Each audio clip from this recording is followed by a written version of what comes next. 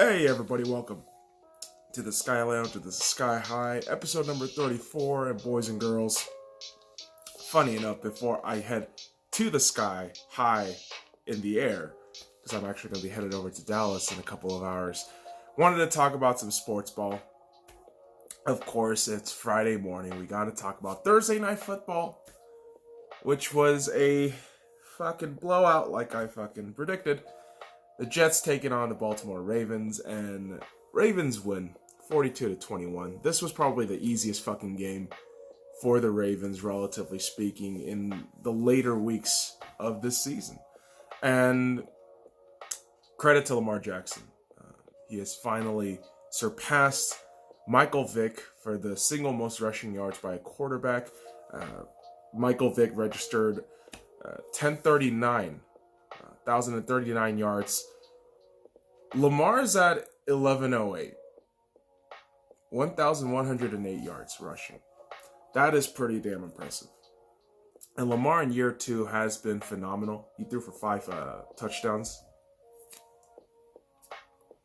I think that as much as we can say, wow, Lamar looks great, in this specific game, you have to look at the New York Jets and think, wow, you guys are terrible.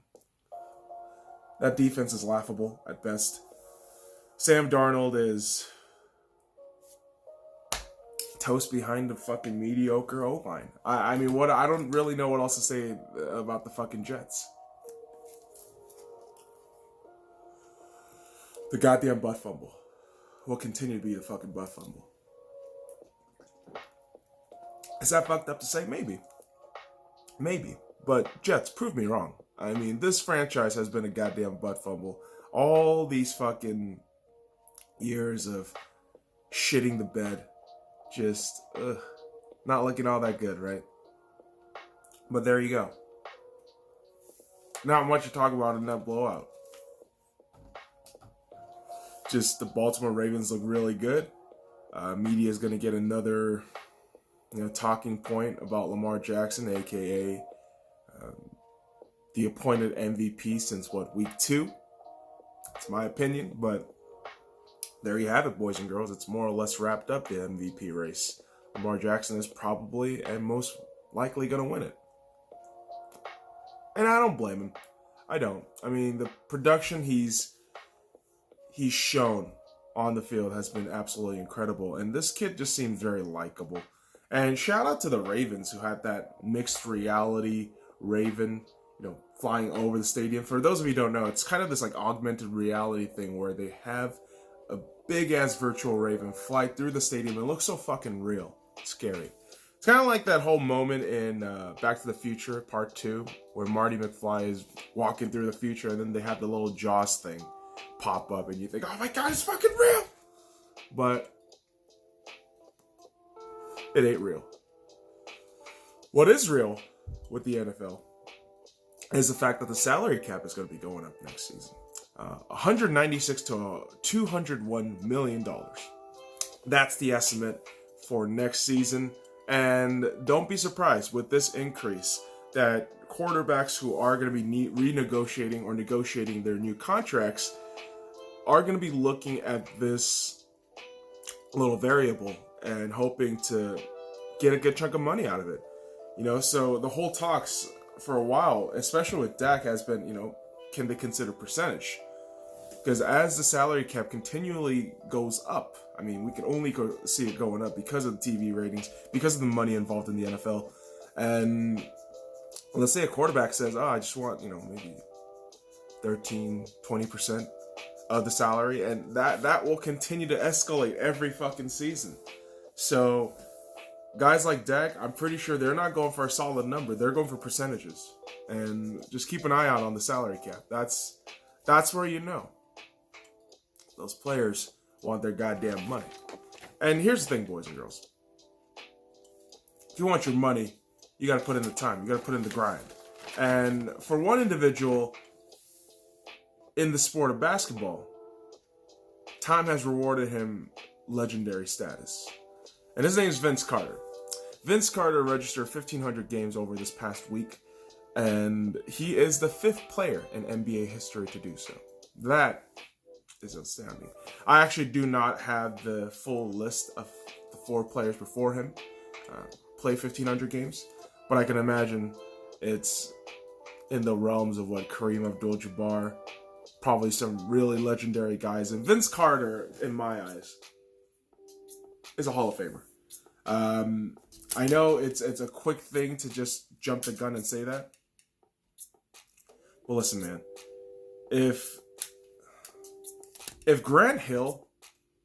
fucking Grant Hill is an all-star and a Hall of Famer, damn it, Vince Carter is a motherfucking Hall of Famer. The dunk contest goes without saying, but the way he entered the league, the way he brought Toronto to the map, he deserves that kind of love and respect. I mean, I love Vince Carter, man. That's one of my guys who, if I could buy another team's jersey, I would totally buy Vince Carter's jersey. Which, speaking of, I did a little bit of cheating here. So, got a Slovenia jersey. Luka Doncic 77. And because I'm headed to Dallas, I figured, man, I got to get me a Luka Doncic jersey. But didn't want to get a Dallas one. And I figured the international route is almost always the best route. So, you know, there are players in the USA setting where if I don't like them, man, on another team, right, on another team in the regular season, I might just buy their USA jersey. And we'll see who that can be. But I just appreciate USA basketball as a whole. But Luka Doncic is a special cat. He truly is. Every time I watch a Luka Doncic, it's incredible what you get. And hence I had to buy the jersey and rep it out. And the Dallas Mavericks will actually be taking on the Miami Heat when I will be in Dallas on Saturday. And bit of an upper bowl seating arrangement for that game, but no big complaints. I mean, I get to see Luka Doncic live. And yeah, the Miami Heat, who have been absolutely incredible in the Eastern Conference. I mean, yes, the Eastern Conference, but the Eastern Conference has been showing out some numbers, and I have been very impressed with certain teams, and the Miami Heat especially. Despite the fact that, yeah, Dion Waiters suspended a 3rd time this season, 6 games now, because of continued disruption and distraction. Just cut him. At this point, what are you going to do? What are you going to do? You got to cut him. You do. As unfortunate as it say, you got to cut Dion Waiters. That's dead weight right there, right now. And listen, I don't want to segue into it like this, but when you say dead weight, we got to talk about some heavy problems, right? Does that even make sense? It doesn't matter. You smoke this shit, kids, everything makes sense. Don't do drugs. Now, last night, David Stern had to have an emergency brain surgery as former commissioner of the NBA. Very crazy to hear. Hopefully he's okay. And yeah, I mean, as a Lakers fan, I'm still bitter about the Chris Paul trade. I am, because what could have been, right? What could have been? But Chris Paul settled for Lob City. They didn't accomplish anything, and the Lakers, you know, just kind of settled into mediocrity through the decade. And you know, as a commissioner who really changed the landscape of the sport culture, you know, I do appreciate what David Stern has meant to the NBA. And it's incredible how much he opened up the gate for Adam Silver to just kind of go rampant with his shit. And Adam Silver is a very, shall we say, liberal dude. And some of his policies I look at and I scoff and think, you're a fucking idiot. But certain things, like potentially opening a G League team in Mexico City, Hecho en Mexico, is pretty impressive, I gotta say. Yeah, you're trying to get to the international levels of the game. By putting a team in Mexico City, you could potentially garner some attention in that country for players and scouts and all that good stuff. So hopefully that does mean good things, but this is going to be moving forward in the G League in the 2020-2021 season, so be on the lookout for that. I mean, if you're talking about the G League, of course, I cheer for my Lakers, my South Bay Lakers too, so it's very interesting to see what happens with the G League moving forward. Now,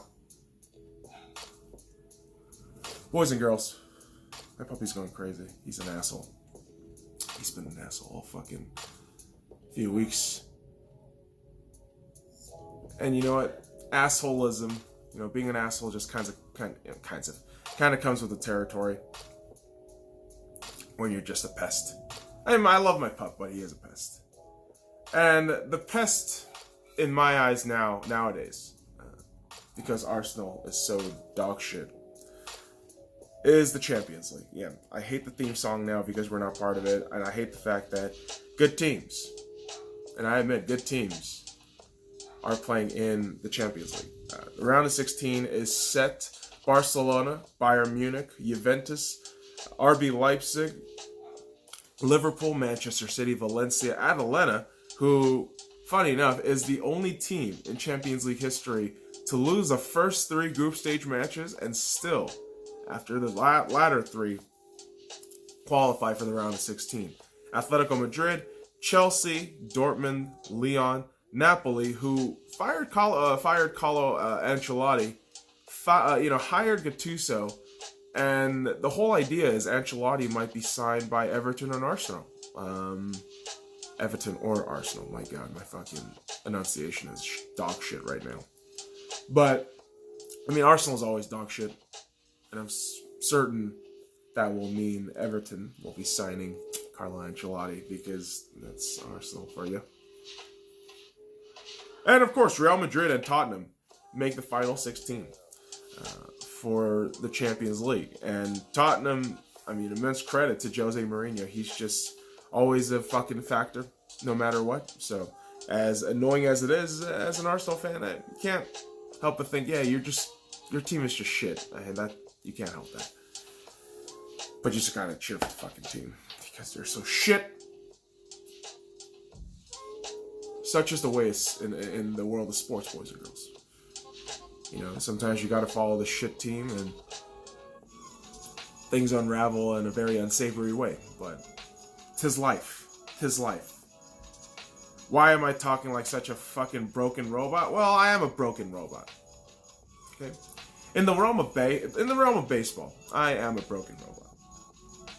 I'm a Dodgers fan, boys and girls. I don't hide that shit. I never did. I never do. And wow. Watching these 2 major free agents sign away after Steven Strasburg got that just beautiful contract. Money-wise, just a beautiful contract for the player. But if you're an organization, goddamn, you paid a lot of goddamn money for Steven Strasburg. After that shit happened, you would hope as a Dodgers fan that, oh man, we might dip our toes into maybe signing a Garrett Cole, maybe a Anthony Rendon, but no! Garrett Cole signs a 9-year, $324 million deal with the New York Yankees. Holy shit. Reportedly, the Dodgers offered 8 years, $300 million, but he declined. For Garrett Cole, there is a 5-year opt-out clause, and a contract so juicy, you can't really deny that shit. $324 million, that is a lot of goddamn money. Credit and kudos to him, man. Making that cheese, making that money. But, yeah, as a Dodgers fan, you're just sitting there like, wow, we can grab anybody? Because Anthony Rendon went to the other side of LA, aka Anaheim.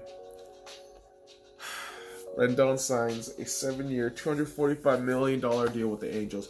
And to my question is this: the Angels organization has been a perennial shithouse. You guys won in 08, whatever, 2011, is that right? And then just proceed to just shit the bed each and every time, wasting Mike Trout's career so early on, despite giving him one of the most insane contracts of all time. And am I saying this as a jealous fan? Perhaps. But Rendon will not solve the issues with the Angels. He just won't.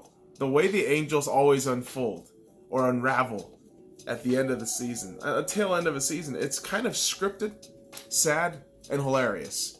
So, I don't know if it's going to make a difference, but there you go. And I asked the same question when I'm talking about the Dodgers.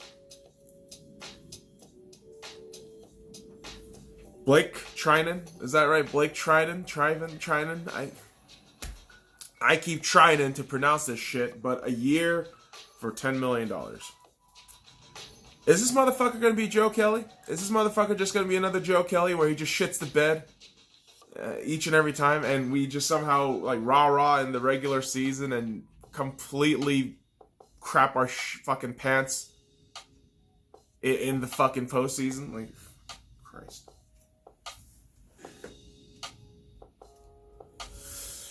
You know, when you're an organization that has spent this much money as the Dodgers, regular season doesn't mean shit. It just doesn't. It just doesn't. As much as I love Kershaw, I mean, the proverbial choking that has been going on for years is catching up to him. It's catching up to the Dodgers fans. And it sucks. It fucking sucks. It does. And I hate saying it. I do. But Dodgers are losers. They're stuck in this fucking roller coaster ride that's on a downhill. And I don't think it's going to get better anytime soon. I just don't. Because most of things are going to stay the same. And you know, when shit changes, you see a little bit of new life. But if you're a rival in the realm of sports ball of a team that has found new life, you want that life extinguished. And as a Vegas Golden Knights fan, to watch Peter DeBoer get fired from the San Jose Sharks was no surprise to me. It just wasn't. I was saying it since the fucking beginning of the season when they came in our house for the first game of the regular season. I said, they still got that head coach, Peter DeBoer. He's a mediocre piece of shit. He is basically John Cooper of the Western Conference. And I still hold to the fact that John Cooper is so goddamn trash in terms of head coaching. Tampa Bay is only getting fucked. But here we go. Peter DeBoer, fired from the San Jose Sharks. And they brought in an interim coach who is deep ties to Vegas.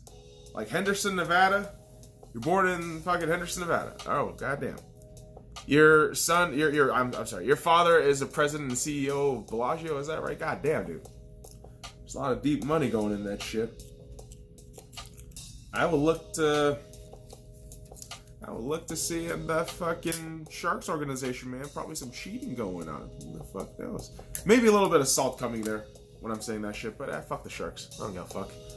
I hope the Sharks keep losing and keep going down. And hopefully we win something of significance this season and just teabag the Sharks. But boys and girls, like I said, I'm actually going to be headed to Dallas in a couple of hours. Going to be boarding my plane. Oh, jeez, in probably like 3-4 hours. So I'm going to get myself ready, but putting this out there early in the AM so that if I don't finish wrapping up and producing a video this evening, yeah, it's going to be here.